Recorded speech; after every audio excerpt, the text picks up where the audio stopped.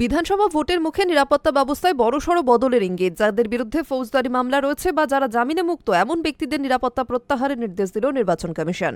সূত্রের খবর, রাজ্যের সমস্ত জেলা প্রশাসন ও পুলিশ কর্তাদের এই বিষয়ে জরুরি নির্দেশ পাঠানো হয়েছে।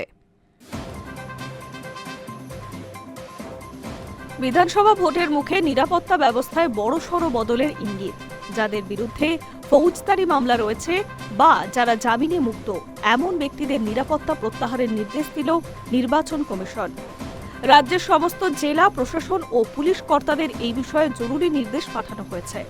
সূত্রের খবর, নির্বাচন কমিশনের নির্দেশে স্পষ্ট বলা হয়েছে, যাদের বিরুদ্ধে অপরাধমূলক অভিযোগ রয়েছে অথবা যারা বর্তমানে জামিনে বা প্যারোলে রয়েছেন তারা কোনো বিশেষ নিরাপত্তা পাবে না। এমন ব্যক্তিদের নিরাপত্তা অবিলম্বে তুলে নিতে হবে। 2 এপ্রিল রাতে পাঠানো ওই নির্দেশে জানানো হয়েছে, রাজ্যের বিভিন্ন জেলায় যারা নিরাপত্তা পাচ্ছেন তাদের তালিকায় নতুন করে খতিয়ে দেখা হবে। প্রতিটি বিধানসভা কেন্দ্র ভিত্তিক ও পুলিশ জেলার ভিত্তিতে এই তালিকা প্রস্তুত করা হবে। অভিযুক্ত বা অপরাধমূলক অতীত রয়েছে যাদের, এমন ব্যক্তিদের তুলে নিতে হবে নিরাপত্তা। যারা পদমর্যাদা বা প্রকৃত হুমকির ভিত্তিতে নিরাপত্তার যোগ্য নন তাদের ক্ষেত্রে একই নিয়ম প্রযোজ্য। এই সিদ্ধান্ত কার্যকর করতে হবে দ্রুত, এমনকি নির্দিষ্ট সময়সীমার মধ্যেই। সবচেয়ে গুরুত্বপূর্ণ, এই নিরাপত্তা প্রত্যাহারের কাজ বৃহস্পতিবারের মধ্যেই সম্পন্ন করতে বলা হয়েছে কমিশনের তরফে।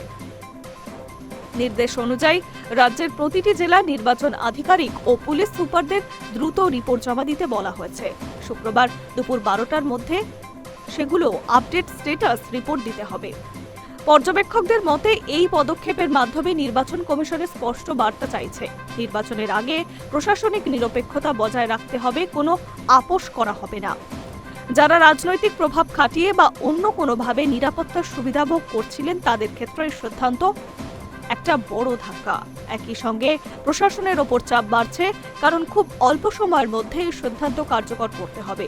বস্তুত কমিশন যে পদক্ষেপ গ্রহণ করছে তার নেপথ্যে রয়েছে কালিয়াচকের ঘটনা।